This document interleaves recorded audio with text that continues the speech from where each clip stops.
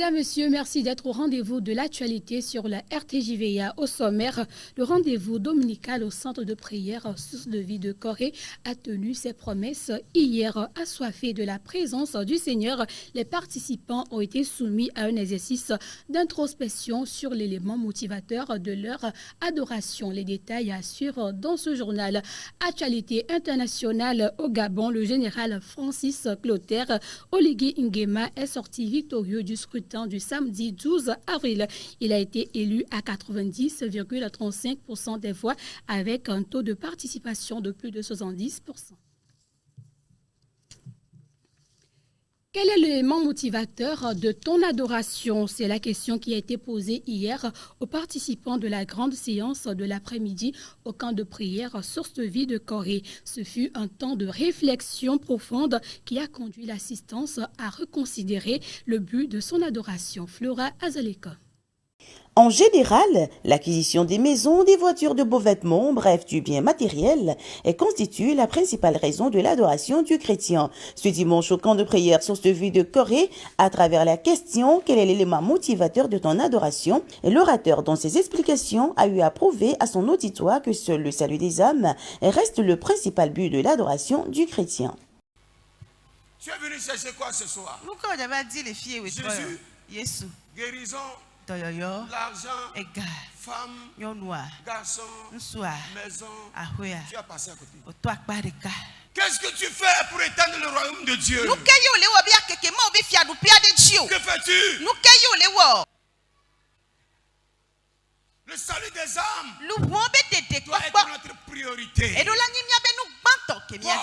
Paul, le prophète et l'apôtre assermenté, dans ses conseils à son fils spirituel Timothée, il dit attache-toi donc à cela, persévère. En agissant ainsi, tu te sauveras toi-même et tu sauveras ceux qui t'écoutent. Un message qui trouve place dans les cœurs et déjà des décisions sont prises.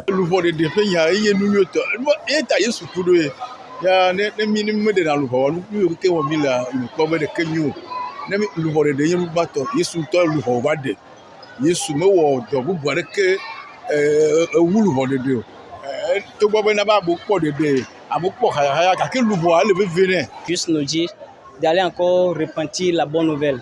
Ça veut dire qu'il y a encore sur le terrain, dans nos services, dans nos maisons, il y a encore beaucoup de choses. Il y a encore des gens dont ils n'ont pas reçu la bonne nouvelle.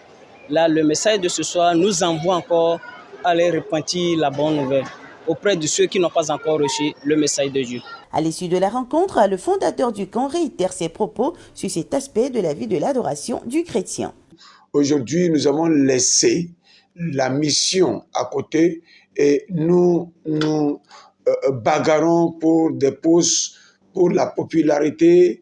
Nous mettons le salut derrière et nous mettons notre personnalité devant. Alors, il va falloir que chaque chrétien soit conscient de l'heure ou du temps où nous sommes arrivés. Et reconnaissant ainsi que Jésus-Christ a dit, lorsque l'iniquité se sera accrue, l'amour du plus grand nombre se refroidira. Et voici en ce moment précis où l'amour du plus grand nombre s'est refroidi. Et aujourd'hui, nous ne savons pas ce qu'il faut faire. Personne ne connaît sa mission. Nous vaquons librement à nos occupations sans mettre Dieu au centre. Ici, tout le monde peut mettre l'accent sur la mission aujourd'hui, au Togo, dans nos églises, dans toutes les dénominations. Je pense que le monde sera gagné pour Christ. Jésus revient, advienne que pourra. Annonçons donc l'évangile dans toutes ses dimensions afin de gagner plus d'âmes pour le royaume de Dieu. Dans le cadre de la célébration du culte dominical, la communauté de l'église des ZAD et de Baguida Centre s'est penchée sur un thème fondamental: comment agir face aux promesses que Dieu a faites à son peuple. Le berger, se référant à Hébreux 6, le verset 12, a invité les fidèles à un profond examen de conscience face à leurs responsabilités en tant que chrétiens. Élodie Yantabré. La chaleur de la communauté, la lumière de la foi se sont rencontrés ce dimanche comme à l'accoutumée à l'église des Assemblées de Dieu de Baguida. Le message du berger s'est articulé autour d'un message puissant sur les responsabilités du chrétien tiré d'Hébreux, le chapitre 6, le verset 12. Les fidèles ont été invités à réfléchir à leur engagement face aux promesses divines. Dimanche, particulièrement, le message a concerné nos responsabilités en tant que croyants par rapport aux promesses de Dieu.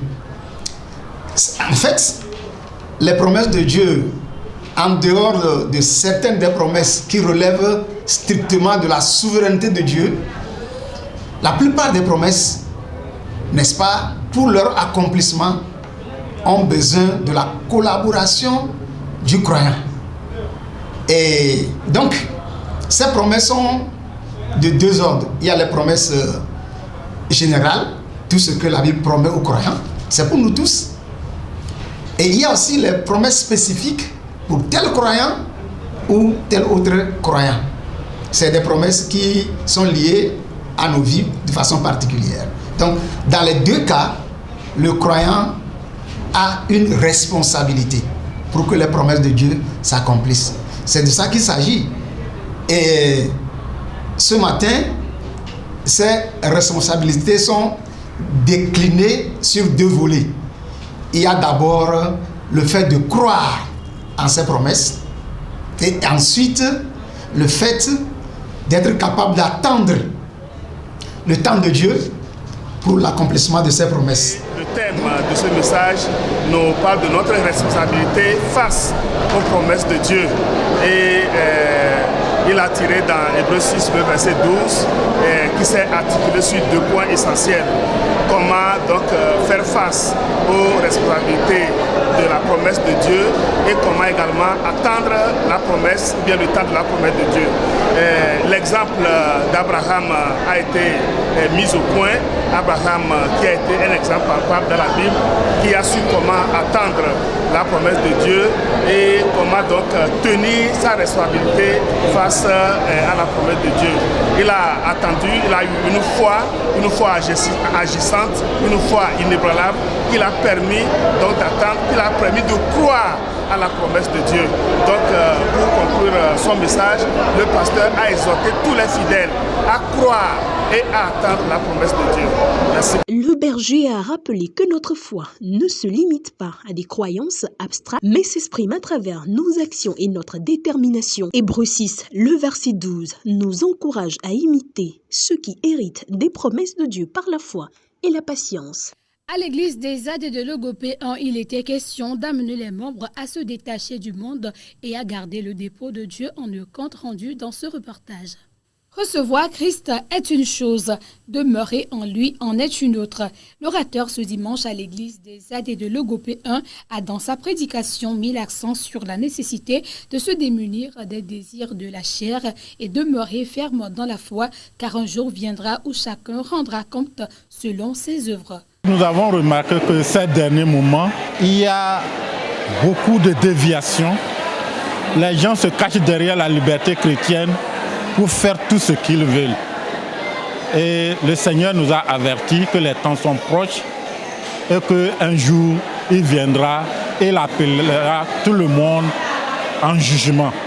Donc ce thème, c'était juste pour interpeller chacun d'entre nous à pouvoir garder le dépôt, à se départir du monde et des désirs de la chair et savoir qu'un jour, le Seigneur nous appellera en jugement. Le conseil que nous tous pouvons avoir, c'est que chacun puisse comprendre aujourd'hui que lorsque je suis devenu chrétien, ce n'est pas une fin en soi. Nous devons travailler à notre salut, garder le dépôt et vivre une vie de sanctification sans laquelle nul ne verra le Seigneur. Le message vient interpeller la conscience des membres. La grâce est trompeuse. L'amour du monde est inimitié contre Dieu. Le message reçu aujourd'hui, c'est vrai que c'est poignant, mais c'est une vérité. Aujourd'hui, nous pensons que ce que nous faisons n'a pas d'impact direct parce que le Seigneur nous fait grâce. On n'a pas de conséquences directes. Nous pensons que ça n'a pas d'impact. Nous croyons que nous avons le Seigneur entre nos mains, mais demain, nous serons dans les mains du Seigneur. Sincèrement, j'ai un sentiment de culpabilité. Je sais qu'il y a des choses que je fais que je dois abandonner. On rend gloire à Dieu pour le message de ce matin, parce qu'il nous interpelle à revenir vers lui, afin qu'au dernier jour, que nous ne soyons pas surpris, parce qu'on nous interpelle à revenir vers Christ, afin que nous puissions nous approcher, abandonner les péchés qu'on est en train de faire dans les coulisses. Donc je suis très fière de ce message, parce que ça nous rapproche de jour en jour vers notre Seigneur Jésus-Christ. Chrétien, tu n'es pas appelé à l'impureté, mais à la sanctification, car sans la sanctification, personne ne verra Dieu.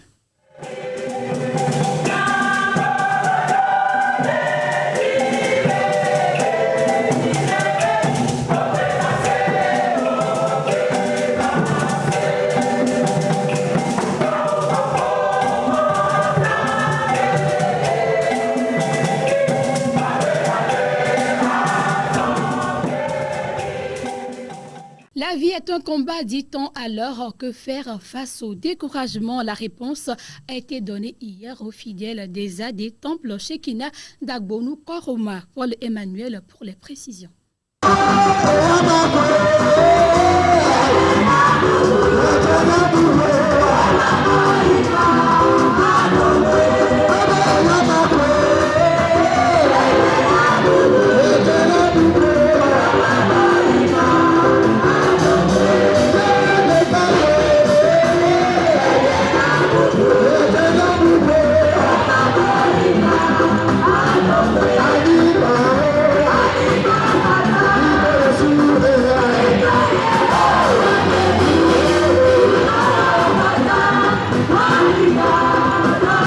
L'homme face au découragement, que faire? C'est le thème du message prêché dimanche dernier aux fidèles des Assemblées de Dieu, Temple Shekinah à Agbonou Korema.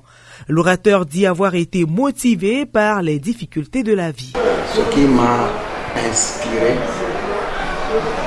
à donner ce thème, je peux dire que c'est ma propre vie, parce que moi aussi j'ai passé par des moments difficiles, des moments de découragement. Et je sais, en tant que pasteur, beaucoup de membres arrivent découragés parce qu'il y a une maladie dans la maison qui ne nous quitte pas. Par exemple, ce matin, avant que je vienne à l'église, je connais une femme qui est membre ici, elle est malade, ça fait 1 an. Nous allons prier pour elle tout le temps. Mais ce matin, elle m'a encore appelé, très tôt le matin. Le pasteur, tu es là, est-ce que tu peux passer? Elle dit, elle est découragée. Donc, avec une longue maladie, on peut passer par une dépression. On peut être découragé jusqu'à entrer dans la dépression. Ou encore avec des petits problèmes de foyer, des problèmes de famille, manque de travail, les gens se découragent, ils se donnent à la drogue, d'autres vont même consulter les petits, les gens vont dans les sectes parce qu'ils sont découragés.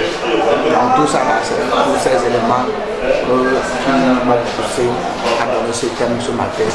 Et je l'ai développé en m'appuyant sur la vie des grands hommes de Dieu comme Élie, comme Abraham, comme le roi Ézéchias, qui ont tous passé par des moments de crise, des moments de découragement. L'exemple des héros de la Bible a renforcé la foi des fidèles. À partir d'aujourd'hui, étant chrétien, que je sois lors des moments de découragement, je dois m'encourager, je dois m'appuyer sur la parole de Dieu. Prenons l'exemple que on nous a donné dans le message, on nous a parlé de beaucoup d'hommes de Dieu qui ont été découragés. Mais à travers leur manière, ils ont réagi ou bien ils ont fait face à Dieu. Et Dieu leur a accordé la solution.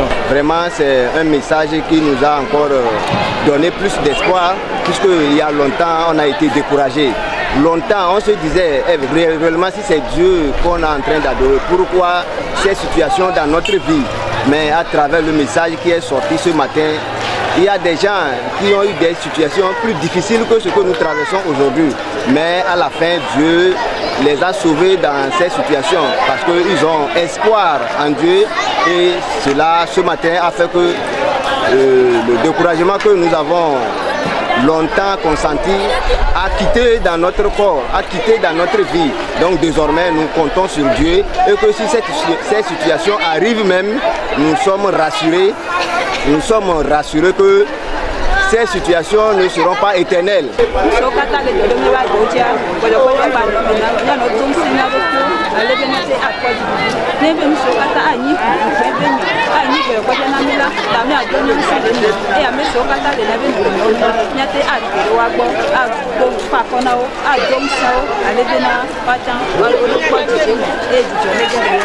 Ne t'ai-je pas donné cet ordre? Fortifie-toi et prends courage, ne t'effraie point et ne t'épouvante point, car l'Éternel, ton Dieu, est avec toi dans tout ce que tu entreprendras.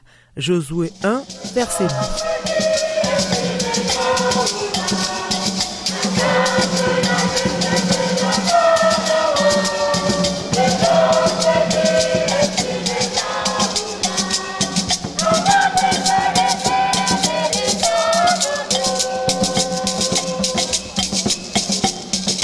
Actualité internationale au Gabon, à 50 ans, le général Francis Clotaire Oligui Nguema, chef de la transition gabonaise depuis près de 2 ans, a été élu président à 90,35% des voix à l'issue de la présidentielle du samedi 12 avril.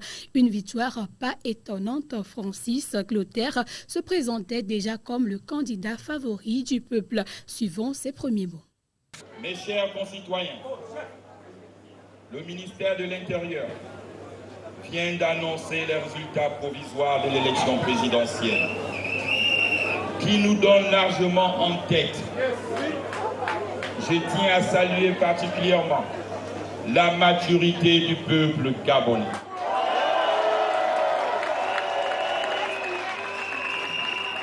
Qui s'est distingué durant tout le processus électoral.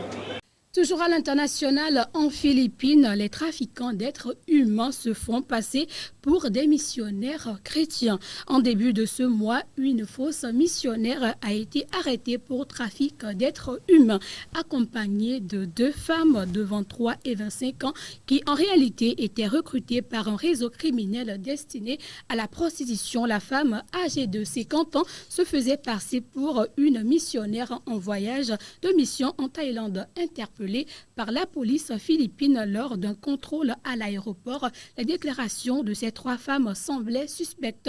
Après des interrogatoires et des recherches, elles ont été démasquées et arrêtées. Ces dernières années, la Philippine fait face à une hausse de la traite des personnes, un fléau qui touche aussi 162 pays dans le monde, selon le rapport mondial de décembre 2024 de l'ONUDC sur la traite des êtres humains qui a fait mention d'une hausse de 25% du nombre de victimes détectées dans le monde.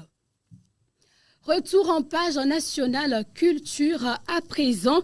Avez-vous déjà entendu parler du Aïmolu Festival? Eh bien, du 18 au 21 avril, la gastronomie locale sera à l'honneur. Le centre togolais des expositions et foires CTF Togo 2000 va accueillir la première édition du Aïmolu Festival baptisé Aïf 2025, un mets à base de riz et du haricot, symbole du vivre ensemble togolais. L'événement sera placé sous le parrainage du maire de la commune du Golfe 2. Le rendez-vous est donc pris sur le 18 avril pour célébrer le patrimoine culinaire togolais. L'entrée est libre et gratuite. Et c'est sur cette information que nous refermons ce journal. Merci de votre fidélité à la RTJVA.